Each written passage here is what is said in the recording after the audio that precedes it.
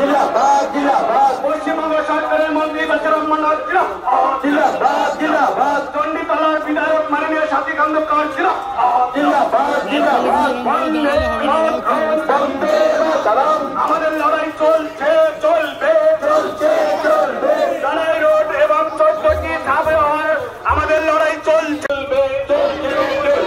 লড়াই road station সহ 14টি ধাপ হয়ে রেলের হওয়ার জন্য আজকের প্রতিবাদ মিছিল চলছে চলবে পশ্চিমবঙ্গ সরকারের মন্ত্রী বেচারামের নেতৃত্বে আজকের মিছিল সংঘ সরকারের মন্ত্রী বেচারাম মান্নার নেতৃত্বে আজকের প্রতিবাদ মিছিল চলছে চলবে চলছে চলবে প্রতিবাদ মিছিল চলছে চলবে বেচারাম মান্নার আগামী 21শে জানুয়ারি ডিআরএম অফিসের ডেপুটেশনে দলের যোগ দিন।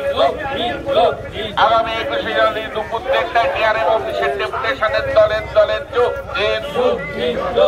রেলমন্ত্রী হুঁশিয়ার, রেলমন্ত্রী হুঁশিয়ার, রেলমন্ত্রী হুঁশিয়ার, রেলমন্ত্রী হুঁশিয়ার।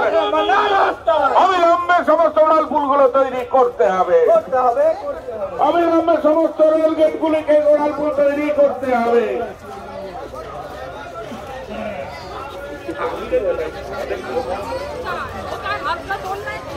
আজকের এই মহামিছিলের দলের চোখ দিন, আজকের এই মহামিছিলের দলের চোখ দিন। বেচারাম মান্নার নেতৃত্বে আজকের ওয়ালপুলের দাবিতে মিছিলের দলের চোখ দিন। রেল ইচ্ছাকৃতভাবে মিছিলকে ভণ্ডুল করার জন্য তারা করেছিল। কিছু মিছিল থেকে একটা মানুষও কিন্তু কেউ নড়েনি, যে যেখানে ছিল সেখানেই দাঁড়িয়েছিল। আমিও 1 ঘন্টা দাঁড়িয়েছিলাম, আন্দোলনকারীরা গ্রামের মানুষরা আমার সাথেই তারা দাঁড়িয়েছিল। এবং যতই মিছিল আটকাবার চেষ্টা করুন না কেন, যত আটকাবে তত মিছিলের লোক বাড়বে এবং ধাপে ধাপে এই আন্দোলনকে চূড়ান্ত পর্যায়ে নিয়ে যাব, যাতে সারা হুগলি জেলার বিশেষ করে চণ্ডীতলা, সিঙ্গুর, হরিপালের সর্বস্তরের মানুষ এই আন্দোলনে সামিল হয়। এটাই হচ্ছে আমাদের মূল লক্ষ্য।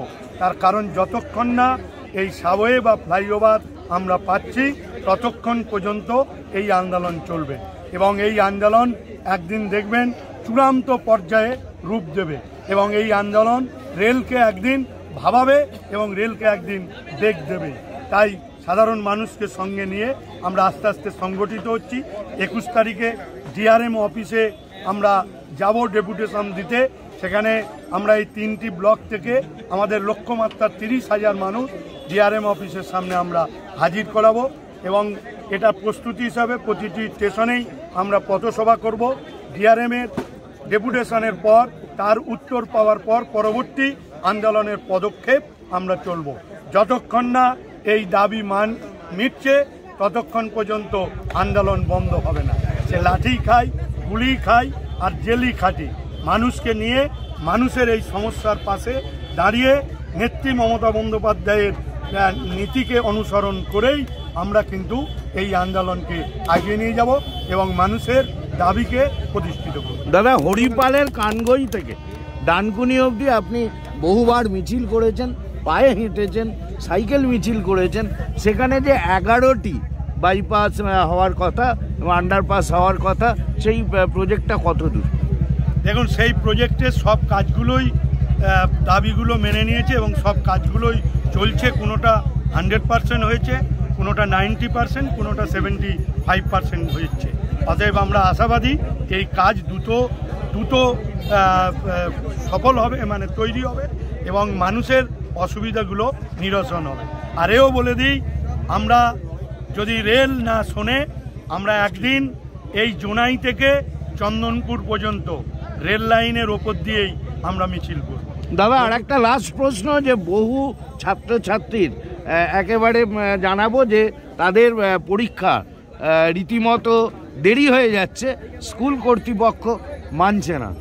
দেখুন, এটা তো অতটা বক্তব্যের মধ্যেই রেখেছি যে স্কুলে পরীক্ষা দিতে যাচ্ছে, রেল গেটে আটকে পড়ছে, মাস্টারমশাই মানছেন না, তার পরীক্ষা বাতিল করিয়ে দিচ্ছেন।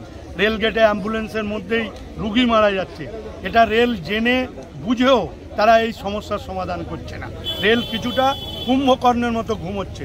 মানুষের আওয়াজ আর মানুষের আন্দোলনের মধ্য দিয়ে তাদের ঘুম আগামী দিনে ভাঙা। রেল কর্তৃপক্ষ আপনারা দেখছেন 24 ঘন্টা ইন্ডিয়া টিভি, সর্বদা সবার পাশে সবার মাঝে। আজ এ পর্যন্ত। সঙ্গে রাখুন 24 ঘন্টা ইন্ডিয়া টিভি। দেখতে থাকুন সব জেলার সব খবর সবার আগে 24 ঘন্টা ইন্ডিয়া টিভির পর্দায়। নমস্কার।